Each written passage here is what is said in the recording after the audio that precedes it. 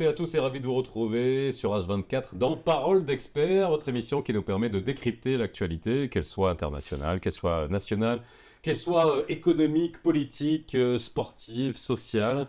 Et aujourd'hui, on va parler d'un sujet qui est extrêmement urticant pour notre pays, pour notre jeunesse, quelque chose qui nous a fait mal, qui a fait mal à tous les Marocains de voir ces images. C'était le 15 septembre, de cette ruée vers Ceuta, de hordes de jeunes. On a appelé ça des hordes parce que vous voyez la manière avec laquelle ils tentaient de passer de l'autre côté. Est-ce que certains d'entre nous se disaient que c'était de l'histoire ancienne, qu'on ne verrait plus jamais ça? Eh bien non, on a eu ça en face de nous, on a vu les images. En 2024, quelle est la cause de ce genre de phénomène? Et est-ce que c'est dû au chômage? Est-ce que c'est dû à un ensemble de paramètres qu'on n'arrive pas à définir aujourd'hui en 2024? Le Maroc avance, le Maroc s'élève économiquement, on va accueillir la Coupe du Monde 2030 et voir ces images pose quand même un certain nombre de questions. Parole d'expert, c'est tout de suite.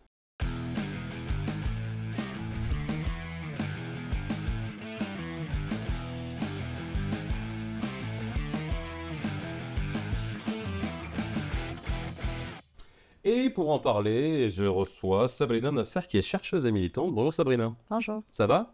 Ça va. Et tu viens de Tanger. Exactement. Merci en tout cas d'avoir fait le chemin pour être avec nous et pour parler de ce sujet. Samira Mzibar, vous êtes sociologue. Oui. Alors, Socio-économiste. Socio-économiste. Oui. Alors, c'est quoi la différence entre un sociologue et une socio-économiste? Les sociologues s'intéressent aux faits sociaux, à la population, ses mouvements, la société, etc. Socio-économiste met ça en perspective avec... voilà, tout simplement. Alors, je vais, on va dire, je vais pas défourailler, comme on dit, on va aller directement sur le sujet, parce que je pense qu'on a tous été choqués, Oui. même si c'est un phénomène que connaît pas par cette ampleur, pas par ce qu'on a vu. Moi, ça m'a rappelé quand c'est des souvenirs lointains, quand on passait on allait au port en voiture pour prendre le ferry. Je me rappelais qu'on allait de nuit, on avait plein de gamins qui étaient sur les murs. C'est pas à l'époque si vous avez vécu ça. Donc finalement, moi j'ai grandi et puis arrivé à une époque où on ne voyait plus ça. Et c'est vrai que peut-être qu'on l'a caché dans une partie de notre esprit. Et voilà, c'est arrivé avec ces images monumentales. Comment vous les avez perçues déjà, vous, à la base? Je vous pose la question et ensuite, Sabrina, parce qu'en plus, tu es de là-bas, tu es de Tanger, tu es de cette région où on voit l'Espagne en face. Alors évidemment, oui, bon, beaucoup de tristesse par rapport à la mise en scène. Bon, par rapport à mon métier d'observer la société, l'immigration illégale existe, elle a toujours existé, elle va certainement continuer à exister. Donc, ce qui est le plus étonné tout le monde, c'est l'extrême jeunesse de ces gens. Et cette extrême jeunesse, elle aussi, ce n'est pas un fait. C'est pas un fait nouveau. Non. On en parle là-bas, peut-être 3 décennies, 3 décennies où c'est un mouvement qui est là.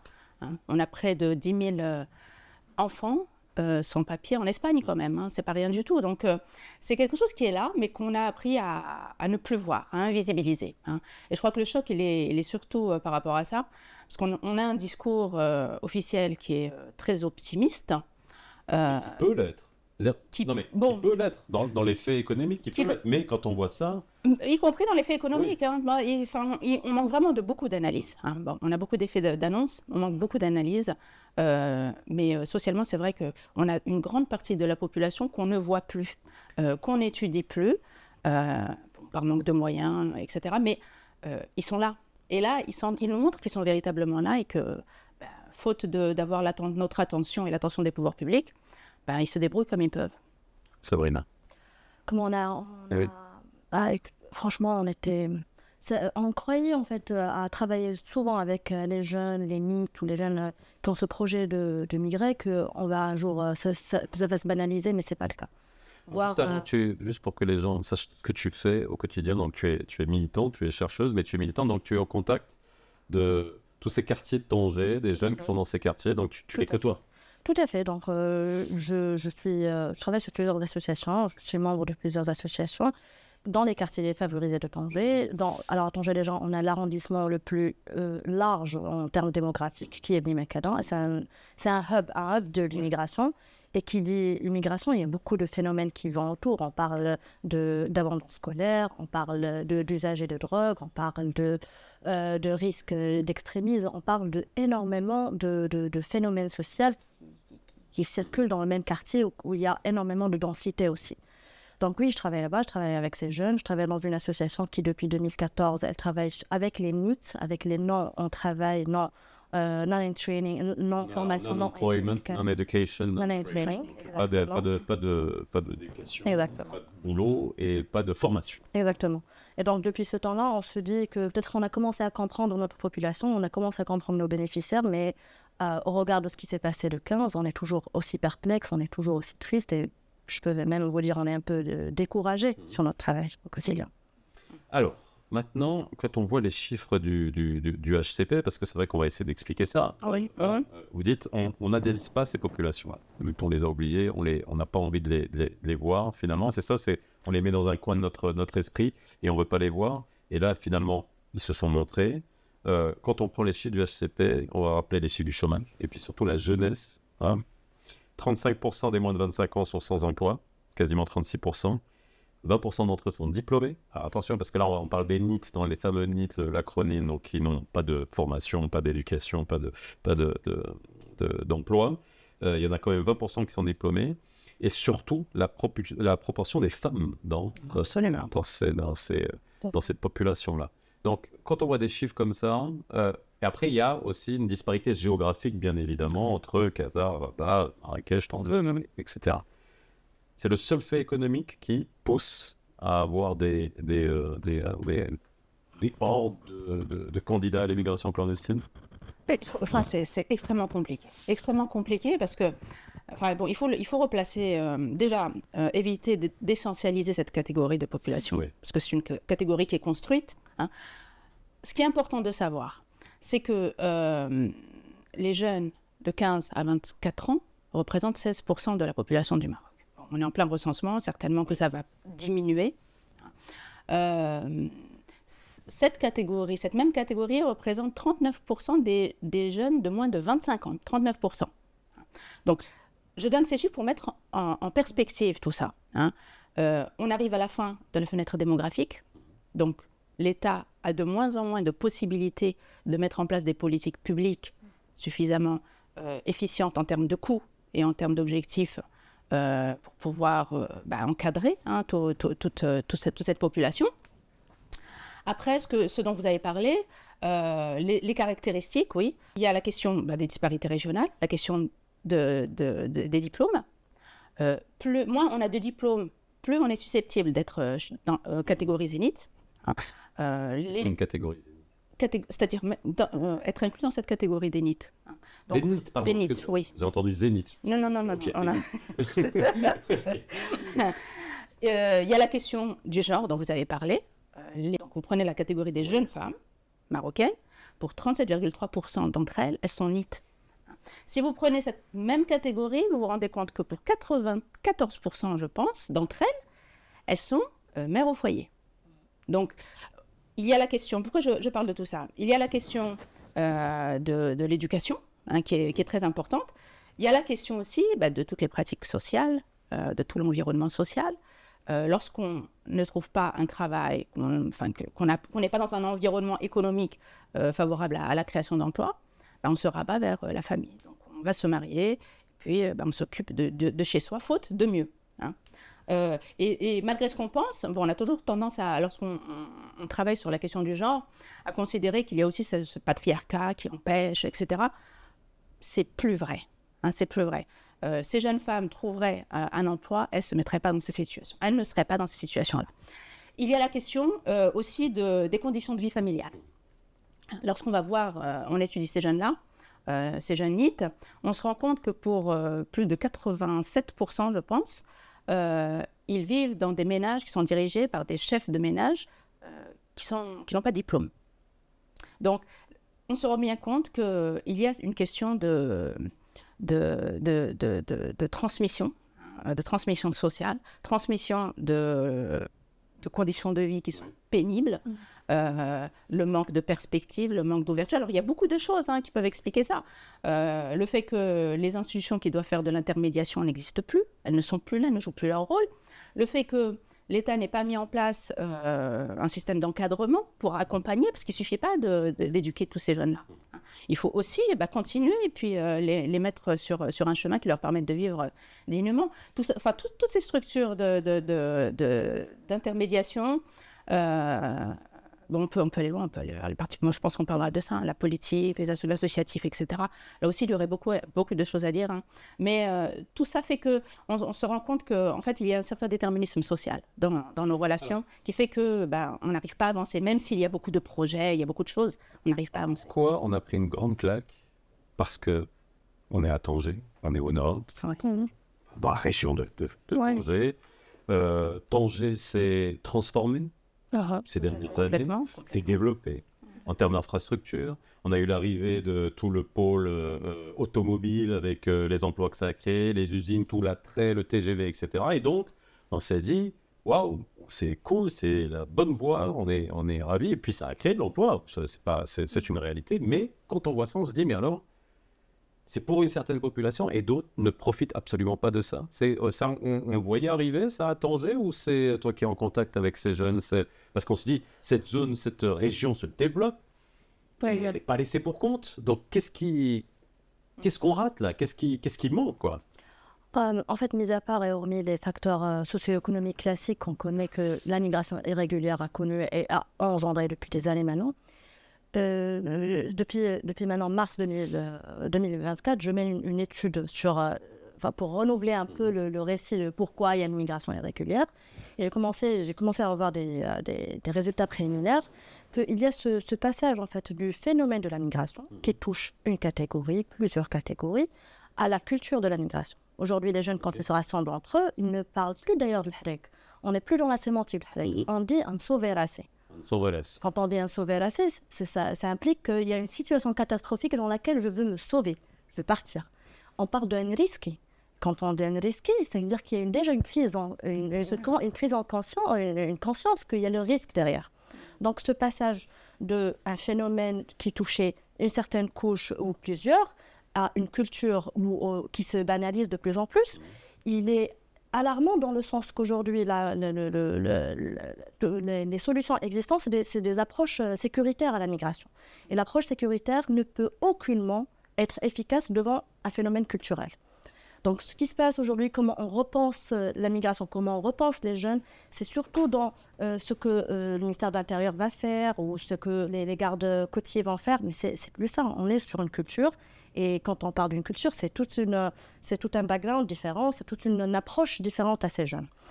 Est-ce que puisqu'on parle de culture et on rentre aussi dans les noyaux familiaux, est-ce que c'est encouragé par les parents dans certains cas? Parce que, encore une fois, on est tous marocains, donc on a aussi les films, le cinéma marocain, beaucoup de films sont basés sur les migrations clandestines. Je ne vais pas citer des films, on le sait. La littérature aussi. Donc, on a vécu avec ça. Mais est-ce que, lorsqu'on parle de culture, donc là on parle de génération, donc c'est les gens qui sont nés en 2000, aux alentours de 2000, ils ont entre 20 et 25 ans. Est-ce que les parents encouragent ça ou alors ils essayent de les retenir? Alors, je sais que on ne doit pas généraliser, mais quand même, il y a parfois cette configuration-là. Alors, d'après ma petite expérience, les parents ne savent pas gérer ou naviguer la situation. Si on a des cas qui encouragent, on a des cas qui viennent dans le centre chercher leurs enfants quand ils les perdent, mais le parent n'a aucun moyen ou un navigateur pour dire comment gérer. Ils ont des signaux alarmants, c'est-à-dire quand ils commencent à sentir qu'un fils ou sa fille commence à rassembler de l'argent, quand ils trouvent qu'il y a un peu de l'or qui manque ou des petits bijoux qui manquent, ils commencent à comprendre, à identifier ces petits signaux, mais ils ne savent pas gérer la situation, ils ne savent pas s'ils doivent encourager ou pas. Ils sont devant aussi cette question. Parce qu'aujourd'hui, il y a aussi ce jeune, il a un vrai problème de représentativité. Donc, le parent ne gère plus l'enfant classique qu'il était en fait avant. Aujourd'hui, on a un enfant qui est tout le temps connectés à Internet. Et cette culture de la migration, elle a été fortement poussée, accélérée par les réseaux sociaux. Donc, il faut savoir qu'aujourd'hui, si tu tapes sur YouTube, Hareg, Tariq, Balkan, il y a beaucoup des mots-clés comme ça, vous allez vous retrouver avec 3, 4, 5 pages, plus d'une vingtaine de vidéos, de vlogs, mais détaillés à un point. Oui, tu as le tuto pour savoir comment, voilà. Mais impressionnant à un point où ça te montre plusieurs chemins. Tu as la route des Balkans, la route des Canaries, la route Méditerranée, comment passer d'Al-Mohammedia. Il y a énormément de chemins. Avant, l'accès aux trafiquants, là, les smugglers, c'était pas facile. Il faut connaître la personne qui va te faire connaître quelqu'un. Intermédiaire, oui. Aujourd'hui, les intermédiaires, ils sont sur Instagram, ils sont sur Facebook. L'accès est beaucoup plus facile. Mais il y a aussi un autre souci qui est le récit. Avant, le récit de l'enfant, il voyait son cousin, son voisin qui venait une fois par an, d'été, avec sa belle voiture, avec le symbole de réussite. Exactement. Mais maintenant, il le voit chaque jour au téléphone. Oui. C'est du chaque jour. Et le chemin qu'il montre, malheureusement, j'ai dû visionner plusieurs de ces vidéos. Le chemin, c'est un chemin d'aventure. C'est une aventure, effectivement. Il montre qu'il y a... Il y a une souffrance derrière, il y a des difficultés, mais c'est un vlog. Le vlog, il est fait pour animer, pour rapporter des vues. Donc le jeune, il est devant une aventure devant lui. Donc ce n'est plus le danger. C'est super intéressant ce que tu nous dis. Bon, c'est en même temps triste, mais c'est super intéressant parce que il y a tout un narratif. Et puis, comme on a tous été jeunes, oui, plus ou moins, toi, pas, mais il y a quand même, on essaie quand on est jeune de trouver du bon là où il n'y en a pas. Donc voilà, il y a de l'adrénaline, il y a quelque chose qui va peut-être lui donner aussi une stature au sein de sa communauté. Mais après, il va risquer sa vie. Il y en a beaucoup qui y restent aussi. Bien sûr. Quand on entend ça, même sociologiquement, cette culture, parce que ça, cette culture, et c'est vrai que même cette culture, on l'a nous-mêmes ancrée. C'est-à-dire que ça ne nous étonne pas. C'est-à-dire qu'on l'a tous vécu, encore une fois, je le répète, c'est dans notre imaginaire collectif, cette émigration, qu'elle soit clandestine ou régulière. Ouais. Complètement. Par contre, juste par rapport aux réseaux sociaux, il n'y a pas que les réseaux sociaux, il y a tout le reste. Et je pense que tout le reste est aussi important que les réseaux sociaux. Tout le reste, c'est tous les films, tout ce qu'on peut trouver sur le net. C'est un monde, complètement. Par rapport à ce que tu disais, il y a effectivement cette catégorie, donc la génération Z, qui est née avec toute cette nouvelle technologie. Donc elle est née avec. Elle a d'autres manières de voir les choses, d'autres relations avec les parents, avec l'autorité, avec la hiérarchie, avec les distances. Donc on est face à des jeunes qu'on ne comprend plus si on garde notre grille de lecture, si on la garde. Et en même temps, ils ont grandi dans un Maroc qui est différent que le Maroc dans lequel on a grandi. Mais alors, reste à voir. Où il y a plus de liberté que celui qu'on... Mais reste à prouver. Non, mais reste à prouver. Est-ce qu'eux voient ce Maroc-là? Qu'il n'y a pas de point de référence, bien sûr. Voilà. Donc, je crois que s'il n'y a pas de main tendue, parce qu'en même temps, il ne faut pas mélanger, parce que je disais tout à l'heure, il y a cette catégorie de jeunes qui veulent à tout prix fuir, parce que c'est la seule solution qu'ils trouvent valable à leurs yeux, et puis il y a les NEET, qui est une autre catégorie. Donc il faut éviter de mélanger les deux. S'il n'y a pas de main tendue vers ces jeunes-là, il n'y aura pas d'autre solution, clairement. Et on le voit avec l'appel pour le 30. Moi, je crois que c'est vraiment un changement de paradigme, parce que là, clairement, ces jeunes s'affirment comme... un groupe de personnes qui sont déterminées. Et il ne faut pas croire que ce sont des groupes qui se forment, ce ne sont pas des groupes qui se forment, ce sont des individus qui se mettent ensemble pour un moment. Parce que l'une des caractéristiques de cette zone, de cette génération, c'est que ce sont des individus, ils sont individuels. Ce ne sont pas des gens qui s'ancrent et qui se fondent dans des groupes du tout. Donc ça, il faut prendre ça en considération dans ce c'est un vocable, c'est un langage de sociologie, mais qui dépersonnalise un petit peu, mais c'est des jeunes, quoi, c'est nos enfants. Bien sûr. C'est des Marocains et on a l'impression qu'on en fait une... Voilà, on a voulu les déshumaniser, j'ai l'impression, dans tout ce qu'on a présenté, on a eu des discours, etc. Il faut quand même rappeler que c'est... Il y a cette question qu'on leur enlève leur humanité, on les infantilise, à force de dire qu'ils ne savent pas, ils ne se rendent pas compte, ils sont inconscients. Ils savent. Ils savent. Et comme tu le disais tout à l'heure, ils savent, ils ont une idée en tête que c'est une aventure, qu'ils risquent le pire. Enfin, moi, j'ai du mal à croire qu'ils n'aient pas imaginé qu'il y aurait les forces de l'ordre pour les arrêter. C'est impossible qu'ils n'aient pas pris ça en considération. Impossible. Donc, qu'est-ce qu'ils sont en train de nous démontrer? Je crois que c'est surtout ça qu'on doit discuter. Qu'est-ce qu'ils sont en train de nous démontrer? Qu'est-ce qu'ils veulent nous faire passer comme message? C'est ça qui est important. Dernière question, mais bon, ça après, c'est une question qu'il faudra poser, reposer, puis poser aux politiques, poser, voilà, aux décideurs. Qu'est-ce qu'on fait? C'est-à-dire, parce que bon, c'est un constat, c'est là, on a repris ça moi je vous dis, sincèrement, ça m'a vraiment déprimé, parce que ça remet encore en question de voir ce phénomène-là. Ça, comme tu l'as dit, l'immigration clandestine existera toujours. Oui, c'est un phénomène naturel. On va partir, etc. Avec des plus ou moins de force à des moments donnés, mais voir ce phénomène. Donc, est-ce qu'on a aujourd'hui, pour voir je suis toujours optimiste et j'aime bien être optimiste, est-ce qu'on a des quick wins qu'on peut avoir, notamment tu connais la région, tu connais Tanger, même si la tâche est énorme, est-ce qu'il y a quand même aujourd'hui un tissu, que ce soit associatif? Aujourd'hui, on peut plus discuter avec l'administration, les collectivités, il y a plus de collaboration. Peut-être, je vais me dire quand même que beaucoup plus qu'avant. Je veux dire, à un moment donné, sur le terrain, est-ce que tu arrives à faire des choses? Oui, on arrive à faire des choses. On arrive à faire des choses tout à fait, mais qui ne touchent pas forcément la volonté ou qui n'impactent pas réellement la prise de décision de l'UNESC. On arrive à faire des choses en essayant de créer des espaces favorables à ces jeunes. Dernièrement, j'ai fait vraiment une étude où il fallait lister les alternatives existantes. Et il y en a. Ces alternatives. Il y a beaucoup de travail qui a été fait par le ministère de la Communication et de la Jeunesse. Il y a beaucoup de travail qui a été fait par les universités aussi. Il y a énormément d'alternatives aux personnes qui ne sont pas en formation, qui ne sont pas en éducation. Il y a récemment l'ouverture du CMC, le centre des compétences et Des métiers. Les métiers et des compétences, qui est franchement, c'est l'OFPPT Promax, c'est un centre excellent. Il y a des choses, il n'y a pas un point de repère pour les jeunes où ils ne savent pas où chercher. Franchement, vous croyez que si on croit qu'un jeune dans les quartiers défavorisés, il sait où est l'OFPPT, il faut pas se voiler la face. Les gens ne savent même pas où aller chercher l'information. Les jeunes, ils ont peur. C'est pas ce qui les intéresse sur Internet. Non, mais on ne va pas sur Internet. On ne va pas sur Internet. Aujourd'hui, sur Internet, on ne va pas pour chercher des informations et des algorithmes, ils viennent vers nous. Oui, non, ça sur les réseaux sociaux. Ça déjà. Les réseaux sociaux, ça c'est autre chose. Par contre, peut-être que tu veux finir. Il y a la catégorie des populations défavorisées. Il y a tout le reste. Et ce tout le reste, c'est aussi beaucoup. Oui. Hein, c'est aussi beaucoup.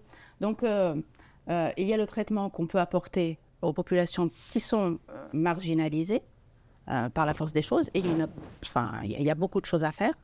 Beaucoup de choses qui sont en train d'être faites par des associations, BIT, enfin, il y en a quelques-unes qui sont là, le SAMU, il y a des choses qui sont faites dans ce sens-là, mais il y a tout le reste, et tout le reste, il y a encore des réponses à apporter à des questions. Une fois qu'on a le diplôme de l'OFPTT, c'est vrai qu'il y a la formation professionnelle qui s'est beaucoup développée ces dernières années avec les formations métiers, etc.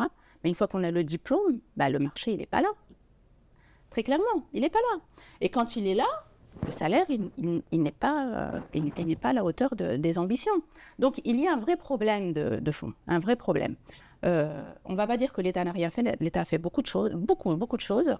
Les différentes techniques qui ont été utilisées pour approcher la population, elles sont allées des politiques généralisées à tout le monde à des ciblages. Pour obtenir aujourd'hui des financements ou obtenir des subventions, il faut passer par des commissions. Le problème, c'est comment est-ce qu'on gère tout ça? Je crois vraiment que le problème, il est dans nous. Ce n'est pas une question de... Il faut trouver une solution miracle parce qu'on n'avait pas pensé. On doit améliorer notre manière de gérer la question sociale dans le pays et éviter de faire ce qu'on a fait jusqu'à présent, fermer les yeux sur ces catégories et tous ces jeunes, parce que quand même 16% de la population, c'est elle qui va porter le Maroc de demain. Donc si on ne fait pas attention maintenant, c'est foutu. Clairement, c'est foutu. Tout à fait. Je rajouterais à ça que, par exemple, dans l'agence de travail, il y a eu beaucoup de maisons de jeunesse qui ont ouvert récemment et qui sont bien, franchement, pour rentrer dedans, dans des quartiers assez difficiles, mais le matériel est comme ça, l'infrastructure elle est bien. Après, il n'y a pas Internet. Et là, on se pose la question. Mais ça, c'est un problème dans toutes les maisons de jeunesse que j'ai dû visiter, pas seulement au Nord. Le souci d'Internet, c'est assez spécial. Alors moi, ce que je dis, déjà créer un espace où le jeune peut s'exprimer et être lui-même. Et ces espaces, ils existent. Hein. Ce n'est pas question d'infrastructure. Là, franchement, je parle d'une ville ou d'une région où les espaces associatifs, où les bureaux, où les salles sont mises à disposition et des associations et des jeunes. Il suffit qu'ils se regroupent. Le souci, c'est est-ce que ça a été fait pour ce jeune? Déjà, le manque de connexion Internet dans les maisons de jeunesse. Premier point, moi je dis, mettez la connexion, laissez-les se rassembler, même s'ils veulent se connecter sur Facebook, mais au moins dans un endroit organisé, où on peut les orienter vers des décisions beaucoup plus raisonnées, où on peut un peu cadrer ce qui se passe entre les jeunes. Quand on les laisse seuls dans le coin, dans la rue, croyez-moi, rien de bon ne sort. Il y a aussi d'autres alternatives qui ont été faites, mais qui sont marchées de manière unilatérale. C'est dans le sport. Il y a énormément d'investissements dans le sport et ça marche bien. Franchement, les Malais sur tout le Maroc, ça marche très bien. Il y a des jeunes qui peuvent avoir accès à 5 dirhams, 10 dirhams, à des infrastructures qui sont correctes, bien prises en charge. Mais le souci, c'est qu'on a fait tout l'investissement dans le sport. Et le jeune de cette catégorie, que ce soit l'Inuit ou un jeune d'un quartier défavorisé, il a le même besoin que le même jeune qui se trouve aux États-Unis ou à Singapour. Ils ont besoin d'appartenance et d'unicité, de se sentir unique. Quand vous les mettez tous dans le track du foot, il n'y a aucune unicité. C'est là où il va aller chercher à se faire les coupes spéciales, où il va aller chercher peut-être parfois des chemins où il y a de la perversion, où il y a des choses négatives. Donc, on a énormément il y a énormément de sports qui peuvent être pratiqués. Il faut diversifier l'offre culturelle, diversifier l'offre sportive, que ça soit même avec on ne demande pas beaucoup de budget. Il y a des associations qui sont prêtes à aller vers ce chemin. Donc, chercher à créer des espaces où le jeune va se sentir unique et lui donner ce sentiment d'appartenance. Moi, je fais du basketball, moi, je fais du foot, moi, je fais du gymnase. C'est tout le monde, il doit faire la même chose. Tout le monde aller dans une politique unique. On revient à des basiques, quoi. Exactement. Des basiques qu'il faut juste décider de mettre en place et de suivre et d'investir. Et en tout cas, c'est intéressant d'avoir cette expérience que tu as sur le terrain, notamment à Tanger. Merci en tout cas d'avoir été avec moi. Je sais que c'est un sujet sur lequel on pourrait parler des heures et des heures, en tout cas pour essayer de trouver des pistes. On reparlera bien entendu de ce sujet pour que ça ne reste pas enfoui dans notre imaginaire collectif. Merci d'avoir été avec nous sur H24. N'hésitez pas à réagir, à poser vos questions, à des commentaires sur notre page et abonnez-vous et à très vite. Bye bye.